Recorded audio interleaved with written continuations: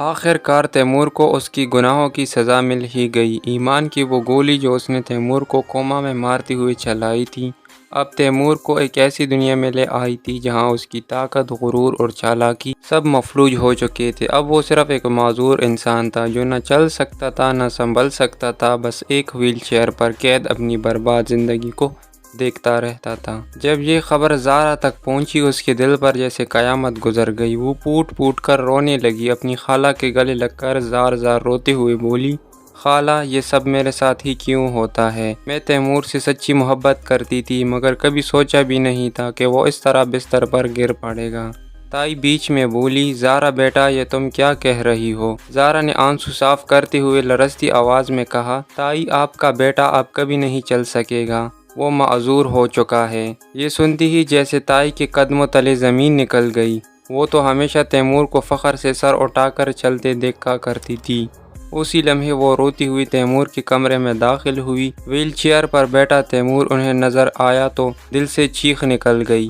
تائی نے اس کے پاس جا کر شدت غم سے کہا، تیمور تم نے یہ کیا کر دیا؟ ایک لڑکی کی خاطر تم نے سب کچھ برباد کر دیا۔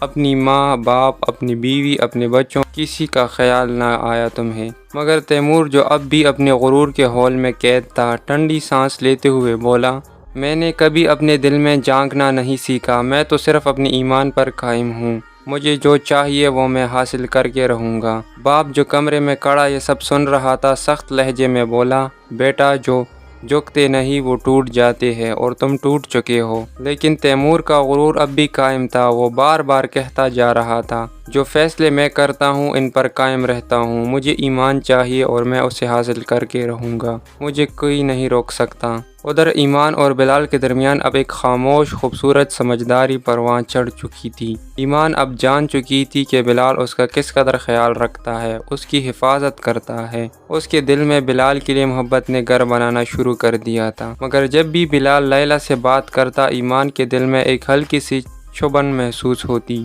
ایک دن اس نے بلال سے صاف کہہ دیا، اگر آئندہ تمہیں لیلی کے آس پاس بھی دیکھا تو یاد رکھنا تم سے بڑا دشمن کوئی نہیں ہوگا۔ بلال ہنستے ہوئے بولا، لیلی میری کزن ہے، تمہیں جلن ہو رہی ہے؟ ایمان اس کی بات پر مسکرا دی، مگر ساتھ ہی دھیرے سے کہا، وہ بھی تو تمہاری سابقہ بیوی رہی ہے۔